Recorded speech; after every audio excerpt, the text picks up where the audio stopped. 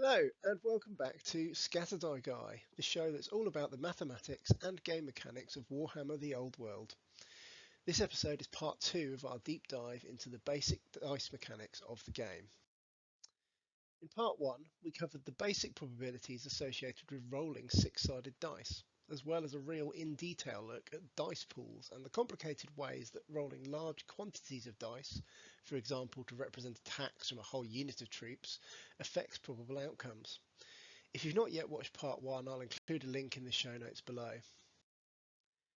Today, we're going to conclude our look at the range of core dice mechanics which underpin the game. Specifically, we're going to cover 4 different situations you will commonly encounter in games of the old world. These include roll chains, rerolls, multi-dice sums, and discards. Rarely in the game is an event determined by a single die roll.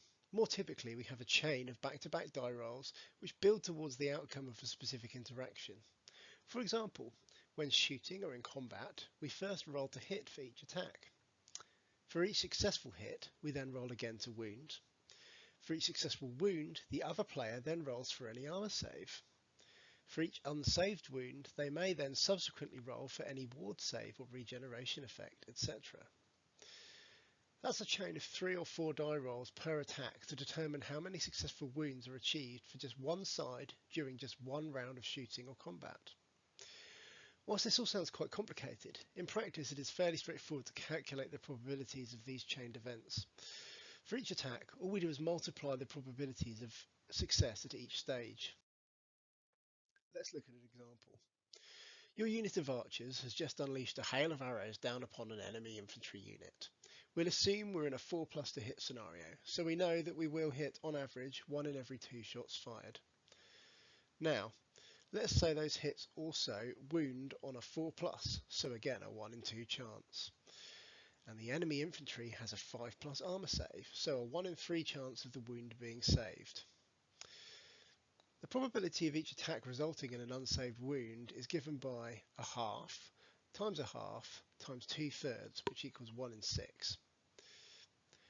Note that for the armor save, we use the 2/3 probability of the wound going unsaved rather than the 1/3 probability of the wound being saved, as we're trying to calculate how many wounds are dealt in this instance. From here, we can run this through the equations we explored in part 1 of this series, just as before, to calculate the probable outcomes when firing with the whole unit, repeating for each possible number of unsaved wounds to build the complete probability function. For example, the probability of scoring different numbers of wounds when shooting with a unit of 20 archers is demonstrated here. Here are the cumulative probabilities, which give us a clearer picture of the range of probable outcomes. We can see in this instance that anywhere between 2 and 5 wounds is a reasonably likely result, whilst results of more than 7 wounds or less than 1 wound are both pretty unlikely. Let's look at our next mechanic. Certain special rules within the game allow players to re-roll dice under given circumstances. For example, we might have a unit of archers who hit on a 4+, but a special rule might enable them to re-roll any roll of a natural 1 when rolling to hit in the shooting phase. To calculate this scenario, we need to assess the different paths any given attack can take to achieve a hit. In this case, there are now a number of additional possible paths our dice roll can take. In the first instance, we might roll a 4+ straight off the bat and score a hit. We know that the probability of this on a 4+ to hit is 1 in 2. The second possibility is that we roll a 2 or a 3, which is simply a miss. There is a 2 out of 6 possibility of this result on a single d6, so the probability of this outcome is 1 in 3. In the third instance, we might roll a 1 initially. The probability of this is 1 in 6. This would normally be a miss. However, with our special rule, we get to re-roll this die. On the re-roll, we can either score a miss, again, on a 1, 2 or 3. Note that the rules do not allow us to re-roll again if we roll a 1 the second time. Or we could score a hit on a 4+, just as before. The probability of either result on the re-roll is therefore 1 in 2. We can evaluate the total probability of the hit on the reroll occurring as if it were a roll chain, i.e. we multiply the probabilities of at each stage to get the overall probability. In this case, that's the 1 in 6 probability of rolling a 1, followed by the 1 in 2 probability of rolling a 4+, giving a total probability of 1 in 12. You can see the various paths here via which we might achieve a hit. So, straight off a hit on a 4+, or a miss, but on a 1 which we re-roll, and then we score a hit on a re-roll on a 4+. Now that we understand the individual probabilities of each route to scoring a hit, calculating the total probability of scoring a hit is as simple as summing these together. So we have a half, or a 1 in 2 chance of scoring a hit on the first roll, and a 1 in 12 chance of getting it on the re-roll and scoring a hit on the second roll. A half plus 1 in 12 equals 7 in 12. So in this case, the impact of the re-roll rule is a marginal increase in the probability of scoring a hit, noting that the probability without the re-roll was 1 in 2, or 6 in 12. Another common mechanic in the game is a situation in which we roll multiple dice and sum the results. For example, when rolling to cast a magic spell, we roll 2 dice, sum the results, and then add the wizard's power level before comparing the result to the spell's casting value to determine whether it was successful or not.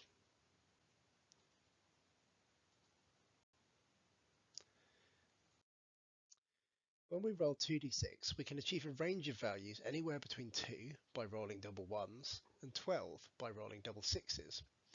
However, unlike the case of rolling a single d6, the likelihood of each possible value is not equal. There are 36 total possible outcomes to our roll of 2d6. Only one of those outcomes results in a summed value of 2, a roll of a double 1. There is therefore only a 1 in 36 chance of rolling a total value of 2. Similarly, there is only one outcome that results in a total value of 12, a roll of a double 6.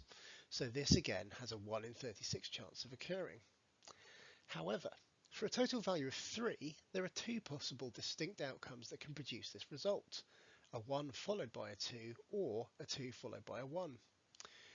Remember, whilst these are functionally the same, technically they are 2 different outcomes which produce the same result. When evaluating probability, we have to consider every different combination which can produce the same result. If we carry on, we can see that for a total value of 4, there are 3 possible distinct outcomes which can produce this result. 1 followed by a 3, 2 followed by a 2, or 3 followed by a 1, and so on. The graph being displayed now shows the total number of combinations available which can produce each possible result. You can see that results in the middle of the range can be achieved via far more combinations than those at the extremes and are therefore more probable. As is usually the case in Warhammer, when spellcasting, we're generally more interested in the likelihood of matching or exceeding a given target value than we are in achieving a specific exact result. Here we can see the cumulative probabilities for matching or exceeding given target rolls. When evaluating the sum of 2d6, it is fairly straightforward to derive the probabilities of different results from a direct analysis of all 36 possible outcomes, as we have done here. However, should you ever need or want it, here is a generalized equation for determining the probability of a specific sum of any number of dice. Here, n is the quantity of dice being summed, s is the number of sides on the dice, so this equation can also be used when summing d3s or other non-6-sided dice, and t is the specific total being evaluated. I want to give credit at this point to an excellent article by Tom Lation on Medium, which was my source for this equation. Surprisingly enough, I did not derive this one myself from first principles. I'll include a link in the show notes below. The final fundamental game mechanic we're going to explore is discards, situations in which you roll multiple dice but then discard some of the values. A common in-game example of this is charging. You roll 2d6, discard the lower value, and add the remaining value to your charge distance, to your movement characteristic, to determine your charge distance. Once you only add the result of one d6 to your movement characteristic, the discard mechanic significantly impacts the probabilities of different results compared to simply rolling a single d6 on its own. As we can see, there are significantly more combinations which produce high values than low values in this scenario. Whilst the range of possible values is still 1 to 6, the same as for rolling a single die, the effect of discarding the lower die weights the outcome favourably towards values at the top end of this range. You are more than 10 times as likely to get a result of 6 in this scenario, a probability of 11 in 36, than you are to get a 1, which has a probability of just 1 in 36, with 6 being the most likely single result, being the modal average, though not the mean or the median average, which differ in this case. This is because to achieve a result of 6, you only need to roll a 6 on either die. 6 is the highest possible result, so if you roll this on one die, you will always discard the other. Obviously, if you roll a double 6, it doesn't matter which one you discard. Conversely, a result of 1 can only be the outcome if you roll a double 1, as 1 is the lowest possible result. In any other scenario other than a double 1, the 1 will be the die that you discard. From the cumulative probabilities, you can expect to roll a 5 plus at least 50% of the time, and a 3 plus nearly 90% of the time. As for the summed dice scenario, where we are only rolling 2d6, the simplest approach is a direct analysis of the 36 possible outcomes as above. However, if you wanted to evaluate a general case of the scenario analytically, you could use the dice pools formula we looked at in part 1. For 2d6, the probability of rolling a 6 after discarding the lower die is the same as the probability of rolling one or more 6 plus hits with 2d6. The probability of rolling a 5 plus after discarding the lower die is the same as the probability of rolling one or more 5 plus hits with 2d6, etc. Hopefully you found this introductory deep dive into Warhammer dice mechanics interesting. I for one am fascinated by just how much variety and complexity can be achieved in a game based solely on the use of standard 6-sided dice. This introduction only scratches the surface of the many and varied scenarios you might encounter in your games of Warhammer the Old World. However, the mathematical tools we have explored should provide you all the foundations you need to evaluate a wide range of in-game situations. Where practicable, I've also sought to provide generalised formulae and equations, so much of the content of these first two videos can be applied to other game systems as well. In future videos, I'm hoping to dig into a whole host of specific scenarios and demonstrate how these Mathhammer skills can be put to use, informing your strategic decision making both during army selection and in the heat of battle. Of course, the most important rule is to have fun. It's a game after all. Mathhammer is not for everyone, and your opponents probably won't be best pleased if you insist on whipping out a spreadsheet every time you have to make a strategic in-game decision. But if you're like me and enjoy a bit of casual number crunching, then I really hope you'll support the channel. Subscribe, like the video and comment to help get the word out. Finally, you can back my Patreon for access to detailed show notes and other exclusive contents. Thanks for watching and see you next time.